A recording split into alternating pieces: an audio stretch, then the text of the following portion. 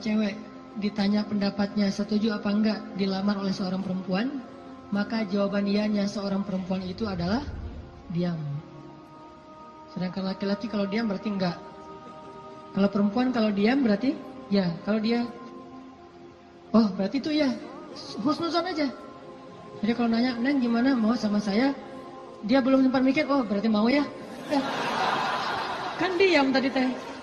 Jadi diam seorang perempuan kata Nabi adalah ridho. Diamnya adalah ridho. Karena kalau dia tidak ridho, dia mungkin akan merespon dengan bahasa-bahasa yang baik. Atau bahasanya bukan diam, pasrah. Saya ikut aja gimana emak sama abah gitu. Ini berarti ridho. Bukan berarti dia, kamu kok gitu sih sama aku, kamu gak sayang, gak cinta dan segala macam gitu. Dia mah gak akan ngomong kayak gitu. Dia diam atau dia bilang ya udah ikut aja, berarti dia ridho. Itu sifat perempuan yang sebenarnya. Pada dirinya itu ada malu. Dan malu by the way teman-teman, pada diri perempuan adalah mahkota. Makin besar rasa malunya, makin tinggi nilainya. Makin besar rasa malunya, makin besar mahkota yang dia pakai. Jadilah dia seorang putri. Makin besar, jadilah dia seorang ratu. Mahkotanya perempuan yang solihah adalah istihya, punya sifat malu-malu, nggak pakai in. Malu-malu aja, malu-malu, kemana-mana malu, malu-malu. Itu mahkotanya perempuan. Walaupun bukan berarti ketika yang ada perempuan nggak malu dia berani gitu, nggak punya mahkota, bukan. Ini hanya salah satunya. Dan tetap itu kebaikan. Kalau dia nggak terlalu besar dominan dengan sifat malu, mungkin dia dominan dengan sifat yang lain. Tapi yang jelas sifat malu ini kebaikan. Kata Nabi, kalau tidak punya malu, maka seseorang akan lakukan apa yang dia suka. Berarti malu itu sebagian dari kehormatan. Malu itu sebagian dari harga diri. Sehingga kalau orang udah nggak punya sifat malu, maka dia kehilangan harga diri dan kehormatan, dia akan lakukan apapun yang dia suka. Jadi malu anugerah dari Allah untuk perempuan. Aisyah pemalu. Saking pemalunya Aisyah, kalau lagi malu wajahnya kemerah-merahan, pink. Pink dalam bahasa Arab humairo. Pink itu humairo. Aisyah itu kalau lagi malu pink wajahnya. Sehingga kalau Nabi melihat wajah Aisyah pink, humairo, Nabi senang melihat Aisyah, oh Aisyah lagi malu, Aisyah lagi senang, Aisyah lagi tersipu-sipu, sehingga wajahnya menjadi pink. Aisyah itu seorang perempuan yang sangat pemalu, sama dengan Maryam, sama dengan Khadijah, sama dengan Fatimah, perempuan yang sangat pemalu. Coba teman-teman renungkan kisah gimana pemalunya Aisyah. Pernah ketika Rasulullah SAW sudah wafat, kan Rasulullah itu dimakamkan di dalam rumah Aisyah. Soalnya SOP para nabi, mereka dimakamkan di tempat mereka wafat, nggak boleh dipindahkan. Itu udah jadi SOP-nya para nabi itu. Jadi kalau meninggalnya di sini, ya udah di sini dimakamin, nggak boleh ke pemakaman khusus tempat lain atau pemakaman umum, nggak boleh. Jadi karena Rasulullah wafatnya di atas pangkuan Aisyah di kamarnya, maka kamar itu jadi tempat Rasulullah dimakamkan, makam di situ, dibuat kayak ruangan. Setiap hari Aisyah duduk di situ, dia buka hijabnya, dia duduk di makam Nabi sambil mungkin dia di situ ngobrol, mungkin dia berzikir, bukan sengaja zikir di dalam makam ya, tetapi dia kangen sama Nabi, duduk di sebelah Nabi, seolah-olah dia pengen mengenang waktu dulu sering zikir berdua sama Nabi sambil Nabi tidur di atas pangkuan Aisyah zikir, bayangin. Kalau kita zikir jomblo itu duduk, beda ya zikir jomblo sama zikir orang udah nikah. Kalau jomblo zikirnya duduk, tiba-tiba ngeblak ke belakang gitu ya. Kalau udah nikah, zikirnya nggak perlu ngeblak ke belakang, zikirnya sambil berbaring di atas pangkuan kekasihnya. Atau kadang-kadang zikirnya sambil bersandar, jadi punggung dengan punggung, satu menghadap ke utara, satu menghadap ke selatan. Sama-sama memberikan punggungnya jadi kayak kursi gitu, bersandar kepada kekasihnya, zikir. Nanti pas sudah beberapa menit lihat, wah kamu 1000, saya baru 200, ngapain aja kamu kok 200, ngaweleng gitu ya, mikirin kamu, jadi zikirnya 200. Berarti yang zikirnya 1000, kamu mikirin apa? Saya ingat Allah. Lah kamu kenapa 200? Saya ingat kamu. Romantis dalam zikir. Artinya Aisyah tuh teringat masa-masa zikir dengan Rasul, sholat sunnah bareng dengan Rasul. Kan saya sering cerita tuh, Rasulullah kalau malam tahajud, beliau sholat tahajud sendiri dulu, nggak ngebangunin Aisyah. Kenapa? Karena tahajud Nabi itu di atas standar manusia biasa. Kalau ngebangunin Aisyah kasihan, nggak akan kuat Aisyah. Ini sayangnya Nabi kepada Aisyah, sampai dalam bab ibadah aja diringankan selama tidak melanggar syariat. Nabi nggak mau ngeberatin Aisyah sholat tahajud bareng dengan Nabi. Aisyah tahajud yuk. Hayu kata Aisyah. 1 rakaat Al-Baqarah, Ali Imran, An-Nisa, Al-Maidah, Al-An'am. Siapa yang kuat? Nggak usah Aisyah, Abdullah ibnu Mas'ud aja pernah jadi makmum dadakan di belakang Nabi, itu hampir batal sholatnya. Wah, Nabi lagi sholat tahajud, nggak makmumin udah aja makmumin. Nabi baca Alif Lam Mim Dzalikal Kitabul La Raiba Fi. Abdullah masih antang-antang aja. Lama-lama kok udah setengah juz ya perasaannya. 1 juz, 2 juz, sampai selesai Al-Baqarah. Mulai ini Abdullah curiga nih, Masuk lagi Alif Lam Mim Ali Imran.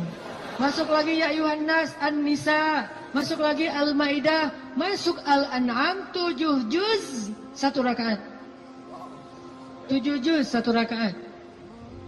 Kita 1 rakaat 7 surat.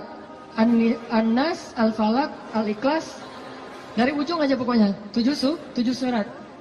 Ini 7 juz 1 rakaat. Atau kadang-kadang kita 7 rakaat 1 surat. Yaitu Al-Ikhlas terus. Asal sholat pasti Al-Ikhlas. Walaupun kalau dia membaca Al-Ikhlas itu karena cinta kepada surat itu, dia akan masuk surga dengan surah Al-Ikhlas. Masalahnya kita benar nggak sih cinta ke Al-Ikhlas? Kan kita suka pakai hadis sahabat itu ya. Ada sahabat kalau ngeimamin pasti bacanya Al-Ikhlas tuh kan. Sahabat aja bacanya Al-Ikhlas mulu. Sampai dilaporin ke Nabi, ya Rasulullah dia tuh kalau ngimamin kurang variatif Kurang variatif gimana? Ayatnya monoton, Al-Ikhlas saja nggak ganti-ganti. Dipanggil sama Nabi, kenapa kamu bacanya kok Al-Ikhlas saja nggak yang lain? Ya Rasulullah, saya cinta dengan surat itu. Nah di surat itu disebutin sifat-sifat Allah. Nabi tersenyum mengatakan, kamu masuk surga karena apa yang kamu cintai. Pertanyaannya, kita gitu atau ada modus lain? Al-Ikhlas itu nggak perlu mikir dan cepat kan? Jadi bukan karena cinta banget dengan Al-Ikhlas. Ini harus jujur nih. Nabi sholat tahajud. Udah selesai tahajud, baru ngebangunin Aisyah pas witir. Jadi Aisyah itu diajak sholatnya pas witir. Aisyah, witir yuk. Kan Aisyah manja-manja gitu kan ya. Susah bangunnya, akhirnya dipercikin air di wajahnya sama Nabi. Kan saya sering bilang, percikan air ke wajah calon kita. Kalau belum ada latihan pakai guling dulu, guling di latihan. Biar pas mercikinnya itu enak gitu. Kalau ini ada lebih rezeki sedikit, beli nano spray. Kan enak tuh malam-malam nano sprayan. Jadi masuk ke pori-pori langsung segar gitu. Nah, artinya Rasulullah memercikan air ke wajah Aisyah. Ayo Aisyah tahajud. Akhirnya witir bareng. Setelah selesai witir, kan Nabi itu kalau sholat tahajud itu ini ada tutorial tahajud ala Rasulullah ya. Kan tahajud bebas sebetulnya, tapi Rasulullah juga punya style sendiri tahajudnya. Sahabat-sahabat masing-masing punya style. Ada tahajud di atas atap. Siapa itu? Bilal. Bilal kalau tahajud pasti di atas atap rumah.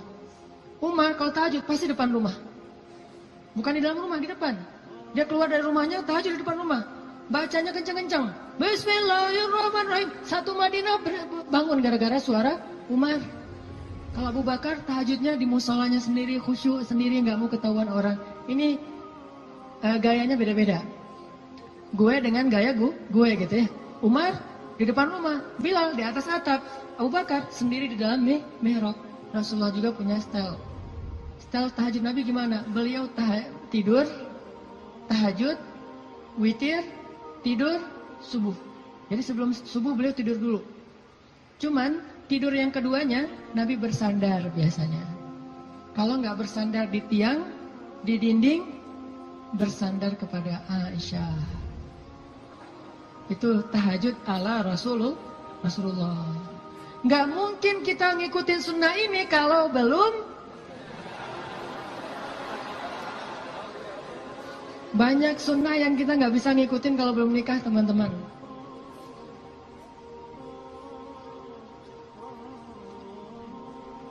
Ya, waktu jam 11.25. Sebentar lagi ya, 5 menit aja lagi. Ini kisah Musa. Lanjut ya, dipotong ya. Jadi Nabi SAW itu dengan Aisyah, kalau tahajud membangunkan Aisyah dan tidak membiarkan Aisyah. Artinya Nabi SAW mengajarkan kepada kita bagaimana beliau memperlakukan istrinya, bagaimana rumah tangga beliau. Yang itu kemudian menjadi kebaikan kepada Allah. Jadi mendapatkan istri untuk lebih dekat kepada Allah, biar bisa tahajud bareng. Coba bayangin teman-teman, kita pengen nikah. Kenapa kamu pengen cepat-cepat nikah? Karena pengen buka puasa berdua. Bentar lagi Ramadan nih, masa puasa sahur masih sendiri kan? Kenapa kamu pengen nikah? Pengen tahajud berdua. Kenapa kamu pengen nikah? Pengen ngaji berdua, store hafalan. Suaminya hafal surat Al-Ikhlas, store gitu ke istrinya. Kan baru hijrah, Al-Ikhlas dulu kan? Al-Fatihah, Al-Ikhlas. Nanti istrinya store. Store-nya apa? Surah Al-Isra. Ternyata istrinya hafizah. Ya, suaminya baru hijrah. Jadi Al-Ikhlas versus Al-Isra. Beda banget kan? Al-Ikhlas juga masih banyak salah. Kulawahan gak lewat-lewat gitu. Atau kuliah ayyuhal kafirun gak khatam-khatam, muter. Kan la abudu ma ta'budun terus aja di situ kan? Ini karena belajar, baru belajar. Istrinya udah Al-Isra, Maryam, Toha, Qasas segala macam. Kenapa pengen nikah?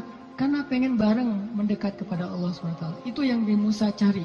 Akhirnya perempuan itu datang menemui Musa, sebagaimana Aisyah sangat pemalu. Tadi nggak tuntas ceritanya, next time insya Allah. Datanglah perempuan itu kepada Musa bilang, ayahku pengen ngundang kamu dinner di rumah. Itu bahasa kita mah. Dinner atau lunch lah di rumah, makan siang gitu. Kayaknya sih dinner, udah sore soalnya. Makan malam di rumah. Oh iya, jalan nih. Tahu gimana cara jalannya? Musa di depan, cewek itu di belakang. Nggak dibalik, cewek di depan, Musa di belakang. Nggak. Etika jalan laki-laki perempuan yang belum muhrim, perempuan di belakang, laki-laki di depan.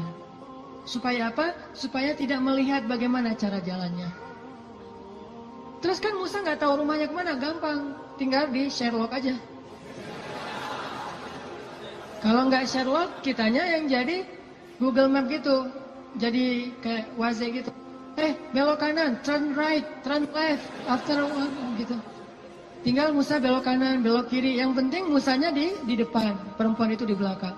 Dan itu etika yang luar biasa. Sehingga perempuan ini menyimpulkan, laki-laki ini selain kuat, ternyata amanah, nggak caper, nggak sok-sok dekat gitu. Kan kita lagi di perjalanan, daripada kamu diganggu orang biar aku jagain. Nggak, Musa itu orang yang sangat amanah. Jadi kalau belum nikah aja dia sangat jaga. Jangan sampai membuat perempuan ini tercela, apalagi setelah menikah.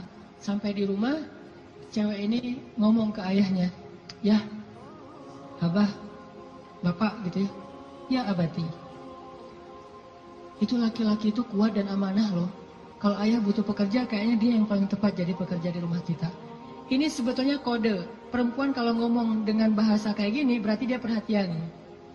Kalau dia udah bisa menyimpulkan dia kuat, dia amanah, dia tepat sebagai pekerja, berarti dia perhatian. Kalau enggak, dia nggak akan ngasih komentar. Ayahnya paham, ini bahasa elegan orang zaman dulu. Kalau sekarang kan, ya pengen nikah gitu kan, vulgar kan ya. Kalau dulu kode tuh, ya itu kayaknya cocok bekerja ke kita. Kata ayahnya, oh ya nanti ayah bicara sama dia. Ayahnya bukan menawarkan Musa bekerja, tapi menawarkan Musa nih nikah.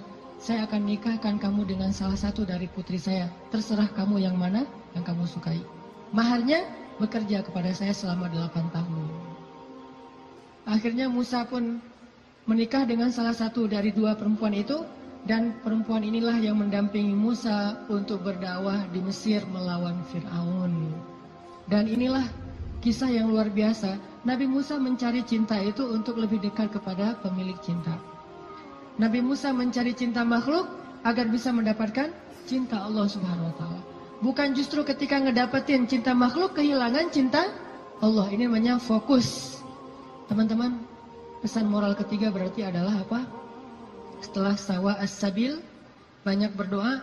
Yang ketiga adalah jadilah seseorang yang menyempurnakan hubungan kita dengan Allah dengan cara menikah.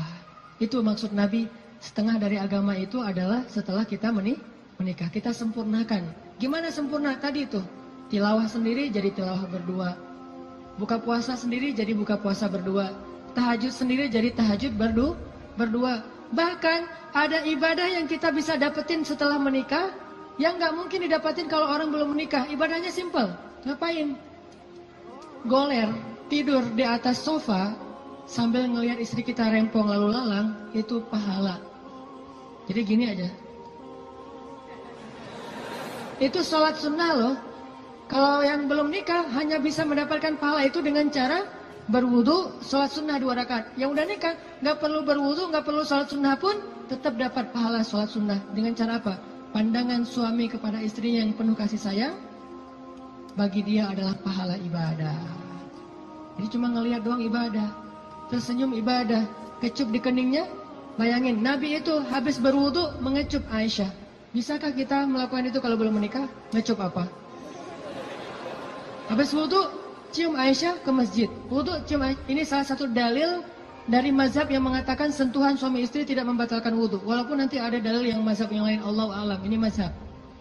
Tapi Nabi beberapa kali habis berwudu, kecup Aisyah ke masjid. Wudu, kecup Aisyah. Jadi kalau udah Nabi wudu, Aisyah udah siap-siap tuh. Para istri, kalau suaminya lagi berwudu, maka siap-siaplah kalian. Karena sebentar lagi dia akan ke masjid. Dan lupa mengecup gitu. Biasanya kalau habis wudu Nabi itu ngecup istrinya, dikecup di keningnya atau di pipinya ke masjid, kecup kening pipi ke masjid. Itu sunnah pahala yang tidak didapatkan kecuali dengan menikah. Setengah dari agama itu ada di dalam pernikahan, sisanya ada dalam status jomblo. Setengah-setengah lah ya. Jadi kalau mau utuh, pernah mengalami masa jomblo yang berat gitu, derita jomblo kifarat dosa kan ya. Setelah itu nanti mendapatkan setengahnya lagi setelah saya terima nikahnya Fulanah binti Fulan dan seterusnya. Itu teman-teman, maaf nggak tuntas cerita musanya. Insya Allah nanti dilanjutkan di kesempatan yang lain, bisa lewat streaming mungkin atau dalam kesempatan-kesempatan yang lainnya. Barakallah. Assalamualaikum warahmatullahi wabarakatuh.